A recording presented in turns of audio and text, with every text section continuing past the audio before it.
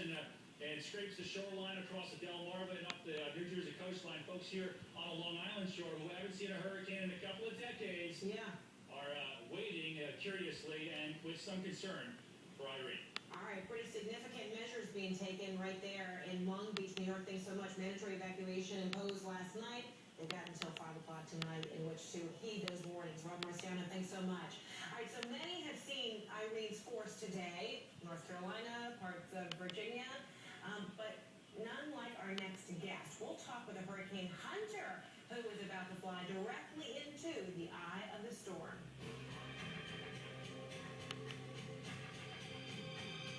My mother made the best toffee in the world. It's delicious. So now we've turned her toffee into a business. My goal was to take an idea and make it happen. I'm Janet Long, and I formed my toffee company through LegalZoom.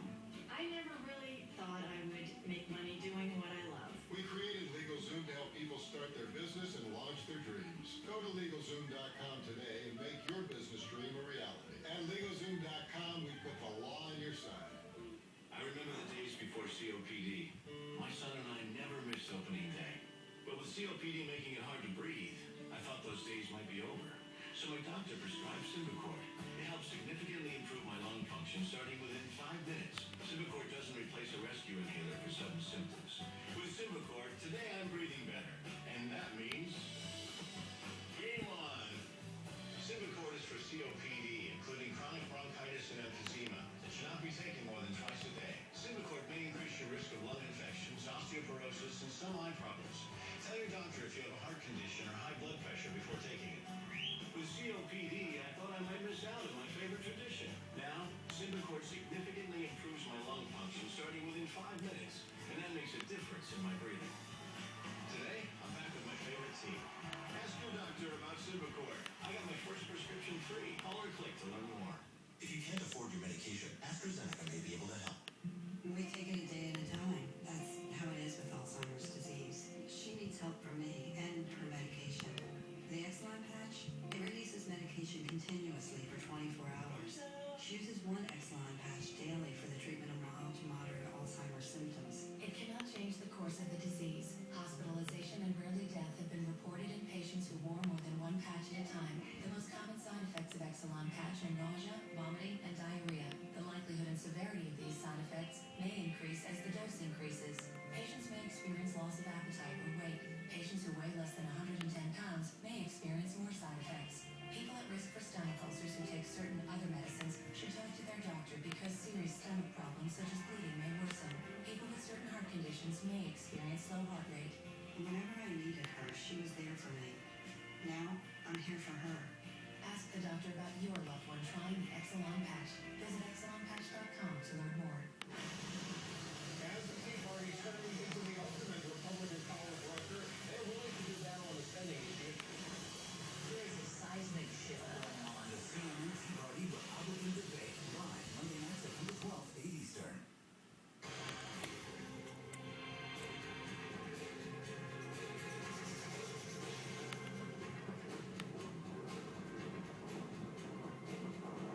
All right, the force of Hurricane Irene underway along the North Carolina and Virginia coast. And so, when a hurricane typically arrives, everyone usually is being told to get out of the way. Mandatory evacuations, right? Well, a select group of people actually suits up and flies right into the eye of the storm. They are called hurricane hunters, and Captain Nicole Mitchell is one of them. She's in Biloxi, Mississippi.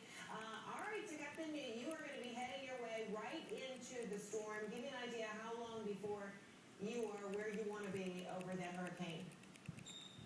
We will be taking off a little over an hour from now, and then with flight time, it's going to take us a couple hours to get there. So within the next 3 or 4 hours, we'll be in the storm. We're replacing another flight that was in the storm. So at this point, we've got flights pretty much going around the clock into and out of the storm to find the latest data of what's going on. Okay, what's the kind of data you're looking for? It depends on the storm a little bit. We always want to fix the center of the storm so that we have the best beginning point for all those forecasts to go out. All of our data from the plane goes right to the Hurricane Center to help in those forecasts. At this point, we really know where the center of the storm is. So one of the primary purposes of my flight today is going to be flying that wind field on the side of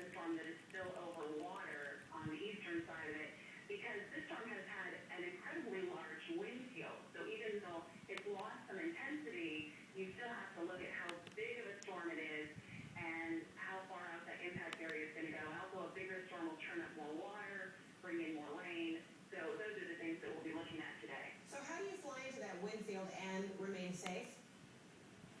It depends on how big the storm is. We'll fly anything from a lower level, maybe 1,000 or 1,500 feet, to a more developed storm like today, we'll fly as high as 10,000 feet. That still keeps us in the storm, but if we lose altitude or get thunderstorms or anything else, that gives us a little bit of recovery room as to what we're doing. And how much time do you give yourself in those kinds of conditions? Well, we are all scheduled blocks of time that we're in the storm, and usually that's about 6 hours. So our overall flight time, including getting there and getting back, averages 10 hours. But yeah, usually 6 hours of that is inside the storm. For a typical storm that's not on the coastline, that means flying from one side of the storm through the center, out at different sides, and making kind of X patterns through the storm, so we can see not only where the center is, what it's doing, if the pressure's falling, for example, the storm is getting more intense, but we're also flying out to the periphery several times to give us that idea of how far out those damaging winds extend.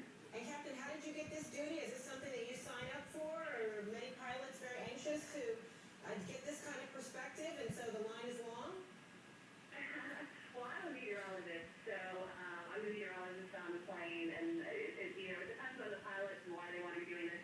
For meteorologists, most of us are here because we love the weather, and so for us this is a very exciting job, and as long as you're not a person that gets motion sick very easily, and then you have a little bit of a sense of adventure, really it's an awesome job to be able to not only be inside Mother Nature and see it happening, but know that you're doing a job that helps so many people. All right, we look forward to that information. Be safe. Captain Nicole Mitchell, thanks so much, from Biloxi. Let's check with our Chad Myers. So a lot of that information that she is talking about that they'll be gathering over that somewhere between 6 and 8 hour period is information that will go to the National Weather Service, information that you're going to be able to benefit from to convey to us as well. It's exactly the reason why we know the central pressure in a hurricane, because they fly right through the eye wall, right into the middle of the eye. They drop a drop sonde down. It goes to the bottom, and it tells us exactly what the pressure is. And the pressure of this hurricane is still 950 millibars. Now, that doesn't really mean anything if you don't have a perspective, but that is probably a top 30 hurricane of all time to ever hit the U.S. The reason why we don't have the winds yet, we don't have winds of a Category 3, is because we don't really have an eye wall that's very organized. But let me tell you, it's getting more organized now. And Captain Miller, she may find something different as they fly through it.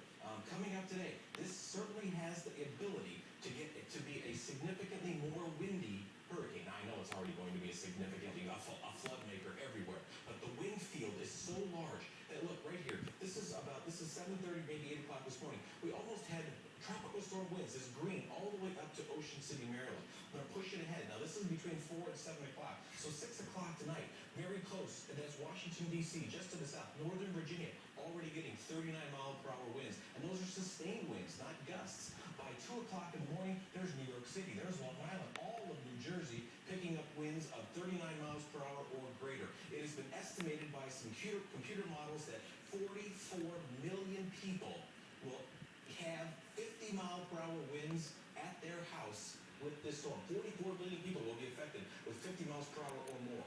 And then by 10 a.m., this is when really Long Island gets slammed. We see it on the storm surge. This will be the peak of the surge in the city and also on Long Island. A few more hours later, that surge will go right into Connecticut and Rhode Island as well. Very huge reach that Irene has. Certainly. All right, Chad Myers, thank you. All right, CNN reporters, well, you two are busy at work sending in pictures related to Hurricane Irene.